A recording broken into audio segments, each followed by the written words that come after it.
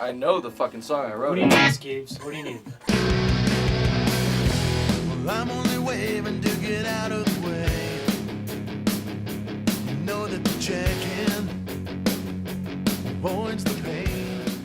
It was always a challenge when Stefan and I were young and trying to do bands when we were still in Salt Lake. It was always a challenge to find a sound engineer who understood what we were trying to do, because punk rock was so outside of the framework of popular music of any kind. Yeah, they're making your punk record today, but they've got an R&B act coming in later, and oh, Sting once recorded here. I mean, you went to the Blasting Room in '03, and it's punk rock. We had somebody recording guitars while somebody was recording bass, while someone else was editing. That kind of blew my mind. I'd never been in a session like that.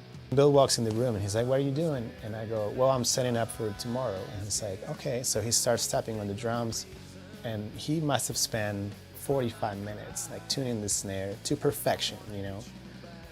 And you know, to me, that I was like, "Whoa, like this guy really cares." I can't think of anyone else that we'd want to like record with. It's beyond like recording with like bigger name producers. Like I don't think we want that. We want that family feeling. It helps to know that we're all from the same world, and we've all slept on floors, eaten cup of noodles for like weeks straight, you know, and we've all like lived that life, been in a stinky van with like 4 or 5 other people for weeks at a time. Like we've all done that. Somebody like Jason, like he's just an expert in the field. It's how I kind of explain it. Like it's punk rock, right? It's electric guitars, it's heavy drums. You know, we're not mixing a jazz record here.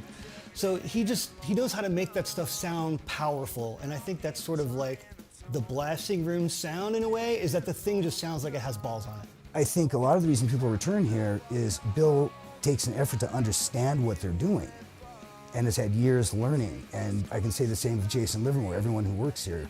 You have to understand the music you're recording before you can actually do a good job recording it. Everyone that I know in punk rock, whether they know it or not, loves a record that was recorded at the Blasting Room. Everybody. The contribution of the Blasting Room to the punk scene is raising the bar. They're just making the best records ever. You are 'cause you are fast.